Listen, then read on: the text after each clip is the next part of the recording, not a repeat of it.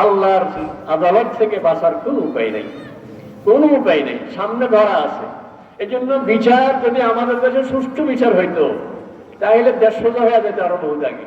কিন্তু আমি দোল করি, আমার তো ছাড়া না, আইনের চোখে সব সমান। এখানে আর নিজের দল আর অন্য দলের কোনো কথা নাই, আইন আইনের গতিতে চলে।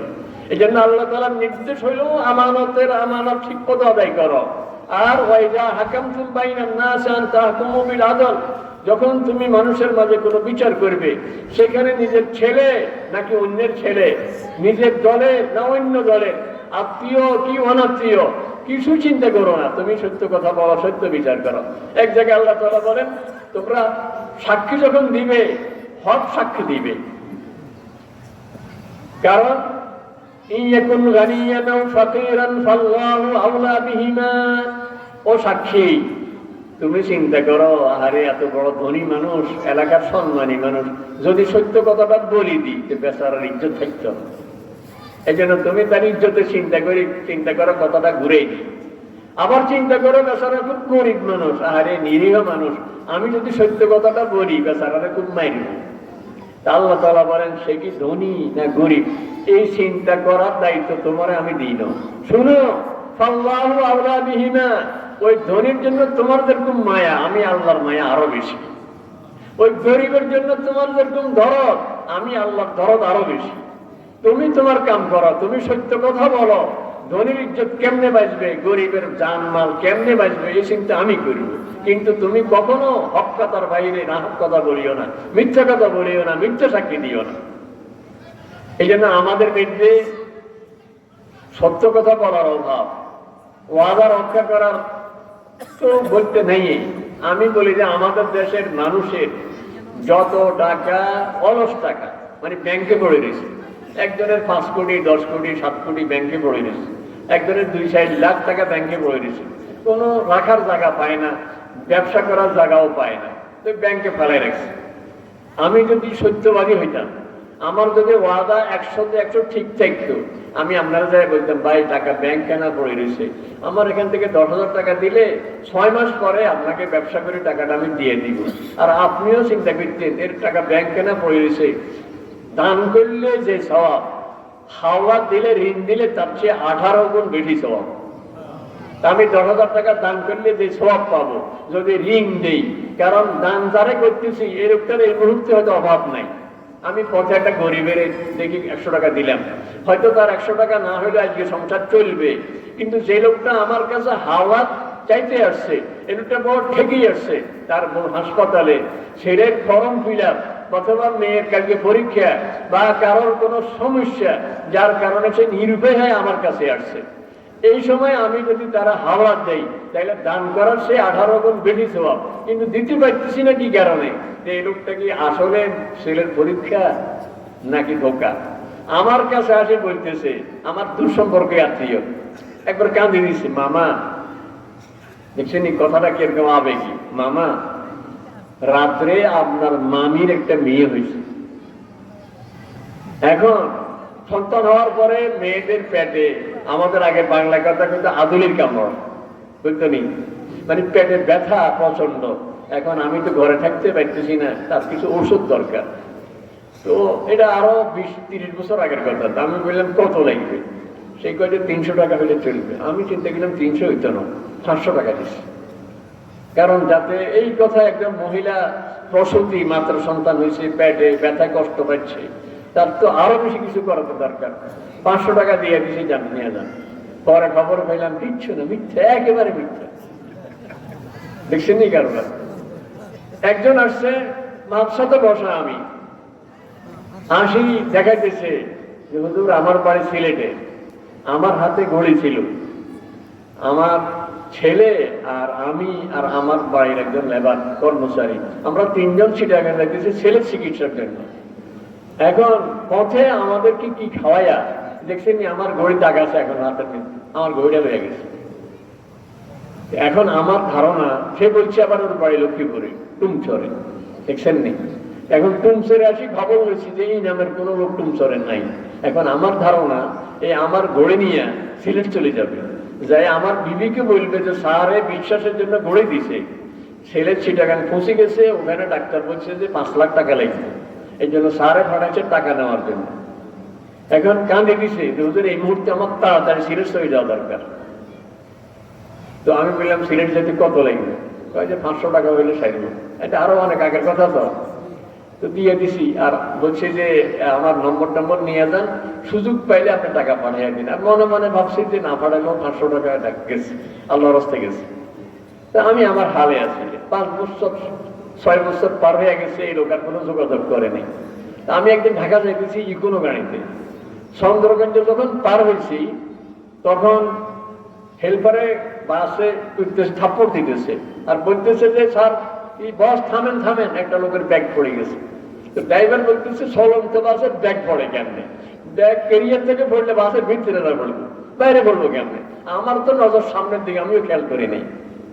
এরপরও মানে ওই যে হেল্পারের পিটাপিটিতে থামছে, লোক একজন দ্রুত নামে গেছে। আমি তো হে বেড়ায়, আরে এই বেড়ায় এটা আমার দেখে নামে গেছে, এটা হেঁটে না সিলেটের সিটিং এ না কোথায় গেল। এর আগ পর্যন্ত আমি মনে মনে ভাবছি যে বোধহয় টাকাটা ফাটা দিতে পারে, জোগাড় করতে পারো, সেই দেরি হইতেছে, ওরা সিটে গিয়ে না। এই যে মিথ্যা কথা বলার কারণে, ওয়াদা খেলাপ করার কারণে আপনি কষ্ট পাচ্ছেন, আর আমিও সব থেকে বঞ্চিত হচ্ছি। আমার টাকা ব্যাংকে পড়ে রয়েছে, আপনাকে দিলে আমি কত সব পাইতাম। আপনি 6 মাসের কথা বলতেন, তো 6 মাস পরে টাকা দিয়ে দিতেন, আমি বুঝতাম যে আমার তো কোনো অসুবিধা নাই। 6 মাসের পরে আমি টাকা ঠিক মতো পেয়েছি, আর এই 6 মাসের বহু সব পাইয়া গেছে। এই জন্য এই গুণগুলির অভাবের কারণে, সেই আমানতদারির অভাবে, ওয়াদা রক্ষা না করার কারণে এবং সত্য কথা না বলার কারণে আজকে আমাদের সমাজের এই অবস্থা। কেউ কাউকে বিশ্বাস করে না। এই লেবাস নিয়ে চোর মুসল্লি চুরি করে না, চোর মুসল্লি সাজে। হুজুররা বোকামি করে না, কিন্তু যারা এইরকম সিটিংবাজি করে এরা হুজুর চাষে লম্বা জামা গা দিয়া ডাইনে এত পরে হুজুরা মিশা কথা, আর হুজুর না, সে তো হুজুর সাহায্যে বোকামি করার জন্য। এই জন্য আল্লামা ইকবাল মারহুম বলছিলেন 3টে গুণের কথা, সবক ফির ফর, সাদাকাত কা, সাজাআত কা, আমানত কা, লিয়া জায়েগা তুমসে ফির কাম দুনিয়া কি ইমামত কা। ও দুনিয়ার মুসলিম উম্মাহ, তুমি 3টে গুণ অর্জন করো। তোমার মধ্যে সত্য কথার 100-তে 100 যদি এই গুণ থাকে, আমানতদারি যদি 100-তে 100 তোমার মধ্যে থাকে, আর যদি তোমার মধ্যে বিরক্ত আর সাহস থাকে, আমার রাসূল সাল্লাল্লাহু মতো সাহস। কিরকম সাহস? হুনাইনের যুদ্ধে রাসূল সাল্লাল্লাহু আলাইহি ওয়াসাল্লাম একা 12,000 সাহাবী অতর্কিত আক্রমণে 11,998 জন চলে গেছে। 12,000 থেকে 2 জন গেলে, এই 2 জন থাকলে আর যায় কত? 11,298 জন চলে গেছে। আছে শুধু পাশে 2 জন, এক হলো রাশিয়ার চাচা হযরত আব্বাস, মুরব্বী মানুষ রয়ে গেছে, আরেক হলো রাশিয়ার এক চাচাতো ভাই, নতুন মুসলমান হয়েছে। এনাকে আরবির কিতাবে ওই যে আব্দুর রহমান রাফাত ভাষা, উনি লিখছেন যে কানা লেদাতান যে রাসূলুল্লাহ সাল্লাল্লাহু আলাইহি ওয়াসাল্লাম, উনি ছিলেন রাসূল সাল্লামের লেদা, লাম দাল গোলতা। এই শব্দটা আমার কাছে একবারে নতুন। লেদা মানে সমসাময়িক, একই সনে জন্ম, একসাথে জন্ম, এরা আরবিতে বলে লেদা। মানে রাসূল সাল্লাম আর হযরতে আবু সুফিয়ান, এই আবু সুফিয়ান ওই আবু সুফিয়ান নয় যিনি আবু সুফিয়ান ইবনে হারব ইবনে উমাইয়া কাফেরদের নেতৃত্ব দিয়েছেন, উনি নয়। এই আবু সুফিয়ান হলো আবু সুফিয়ান ইবনে হারিস, রাশিয়ামের চাচাতো ভাই। আবু সুফিয়ান ইবনে হারিস ইবনে আব্দুল মুত্তালিব, ইনি আর রাসূল সাল্লাল্লাহু আলাইহি ওয়াসাল্লাম একই সনে জন্ম, এক দাদার 2 ছেলের ঘরে 2 নাতি। ছোট্টবেলা থেকে একসাথে বড় হইতেছে, একসাথে চলতেছে, একসাথে খেলতেছে। 40 বছর পর্যন্ত রাসূল সাল্লাল্লাহু আলাইহি ওয়াসাল্লাম আর উনি মানে পিটাপিটি তো একসাথে চলে। কিন্তু 40 বছরের মাথায় রাসূল সাল্লাল্লাহু আলাইহি ওয়াসাল্লাম যখন নবী হইলেন, সবার আগে তো এই লোকটা মুসলমান হওয়া দরকার ছিল, কারণ দুনিয়ার কেউ চিনুক আর না চিনুক, এই লোকটা তো আল্লাহ রাসূলকে সবচেয়ে বেশি দেখছে, সবচেয়ে বেশি চিনছে, কিন্তু এই লোকটা মুসলমান হয় নাই। এতটুকু থাকলেও হইতো, কিন্তু এই লোকটা বড় সাহিত্যিক ছিল, বড় কবি ছিল, কবিতা লেখে লেখে রাসূল সাল্লামের বিরুদ্ধে সেটা প্রচার করত। আর ওই জামানায় কবিতাই ছিল সাংবাদিকতার বাহন, এটাই ছিল ডেইলি অবজারভার, এটাই ছিল নয়া দিগন্ত, এটাই ছিল ইত্তেফাক, এটাই ছিল ইনকিলাব। এই বয়াত দিয়ে দিয়ে তখন প্রচার হইতো। এই লোক রাসূল জামের বিরুদ্ধে কবিতা লিখছে। এই জন্য হযরত হাসান ইবনে সাবিতের একটা কবিতা আছে, আলা আবলেক আবা সুফিয়ান আননি মোগাল গালাতান, ও দুনিয়ার মানুষ আবু সুফিয়ানকে আমার কাছ থেকে খবর পৌঁছাইয়া দাও। এই আবু সুফিয়ান মানে রাসূল জামের চাচতো ভাই আবু সুফিয়ান। এখন মক্কা বিজয়ের সময় আবু সুফিয়ান ভয় পেয়ে গেছে, রাসূল সাহেবকে দৌড়ে গিয়ে মুসলমান হওয়ার জন্য সালাম দিছে। ডান দিক থেকে আসছে, রাসূল বাম দিকে চেহারা ফিরে আনিছে, চেহারা মলিন, কারণ মনে ব্যথা। কিন্তু তুই কেমনে না চিনলি আমার, চিনস ন, ইমান আনস ন, কিন্তু আমার বিরুদ্ধে এরকম কবিতাও লিখছ। আবার বাম দিকে আসছে, এদিকে চেহারা ফিরে আনিছে। তো আবু সুফিয়ান ভয় পেয়ে গেছে, মনে হয় আমার ব্যাপারে কঠিন সিদ্ধান্ত আসবে, হত্যার নির্দেশ আসবে। তো হযরত আব্বাস যেহেতু দুইজনের চাচা, হযরত আব্বাসের কাছে যায় বলে যে চাচা, রাসূল সাল্লাল্লাহু আলাইহি ওয়াসাল্লাম তো আমাকে ছাড় দেন, আমি কি করব? কই যে ভাতিজা, আল্লাহ রাসূলের চেয়ে উদার মানুষ দুনিয়ার মানুষ আর পায় নাই, দেখে নাই। এত উদার মানুষ দুনিয়া দেখে নাই। তুমি চিন্তা করো না, তুমি একটু চমক লাগাও, কারণ মনের অনেক কষ্ট, ব্যথা যেন আল্লাহ রাসূল ভুলে যান, এমন কিছু চমক লাগাও। তো বেচারা চিন্তা করতেছে চমক লাগাবো কি দিয়ে। হুনাইনের যুদ্ধে সেও আছে, কারণ হুনাইনের যুদ্ধে 12,000 সাহাবী, 10,000 আসছে মদিনা শরীফ থেকে, আর নতুন মুসলমান হয়েছে 2,000। এই 2,000 আর 10,000 12,000, এর মধ্যে আবু সুফিয়ান ইবনে হারিস তার সাথে চাচাতো ভাই সেও আছে। হুনাইনের যুদ্ধে যখন 11,998 জন পলায়া গেছে ময়দান থেকে আক্রমণের তীরের কারণে, টিকতে পারে নাই, আবু সুফিয়ান তখন রাসূল সাহেবের ঘোড়ার লেগাম ধরে দাঁড়ায় আছে। আর আল্লাহ রাসূল সাল্লাল্লাহু আলাইহি ওয়াসাল্লাম একা, দুইজন পাশে বলতেছেন কাফেরদেরকে, আনান নবিয়্যু লা কাযিব আনা ইবনু আব্দুল মুত্তালিব, ও তায়েফবাসী, তোমরা ভাবছো যে আমি একা, আমি আল্লাহর নবী, আর আল্লাহর নবীর সাথে সরাসরি আল্লাহর সাহায্য থাকে। কাজে আমার সাথে কেউ লাগবে না, গোটা দুনিয়া আমার সামনে টিকবে না, কারণ আমার সাথে সরাসরি আল্লাহর সাহায্য আছে। আর আরেক কথা বলি তোমাদেরকে, সেটা হলো তোমরা ছোটবেলা থেকে শুনে এসছো আব্দুল মুত্তালিবের আওলাদের মধ্যে একজন নবী আসবে, আনা ইবনু আব্দুল মুত্তালিব, আমি তো সে আব্দুল মুত্তালিবের সন্তান, কাজে আমাকে মানতে দেরি করো কেন? রাসূল সাহেব তাকে দেখলো, কি আমার ঘোড়ার লেগাম ধরে রাখছে কে? দেখে যে আবু সুফিয়ান, না হাসি দিছে, সব কথা বলে গেছে। ওই যে চমক লাগানোর চেষ্টা করতেছিল, চমক লাগাই দিছে। বাস এত প্রিয় হয়ে গেছে।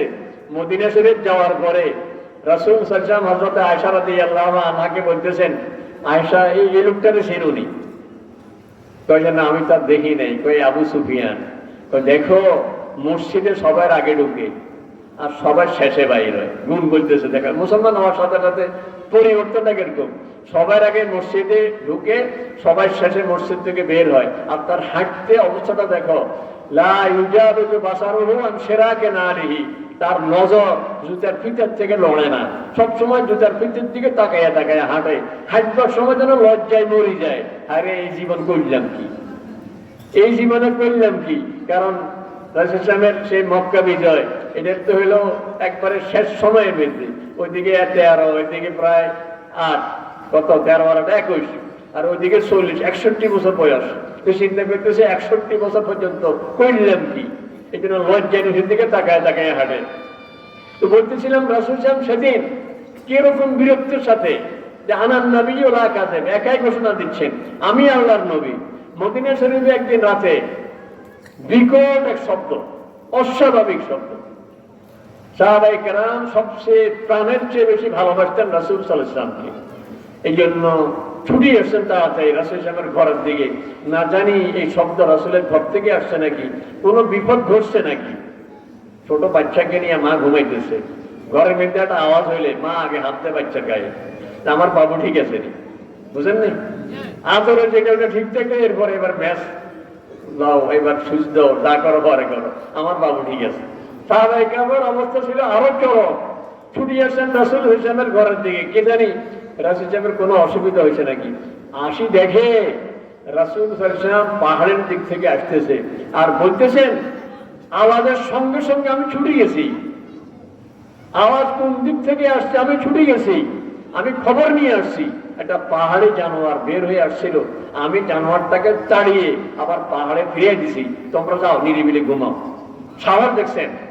আমি চিন্তা করি যদি আমার এলাকায় হয়, আমি দোতলা থেকে দোতলা, তিনতলা থেকে তিনতলার জানালা করি তো মেরে কিসে রে কিসে, আমি বুঝে নিয়েছিলাম। আমি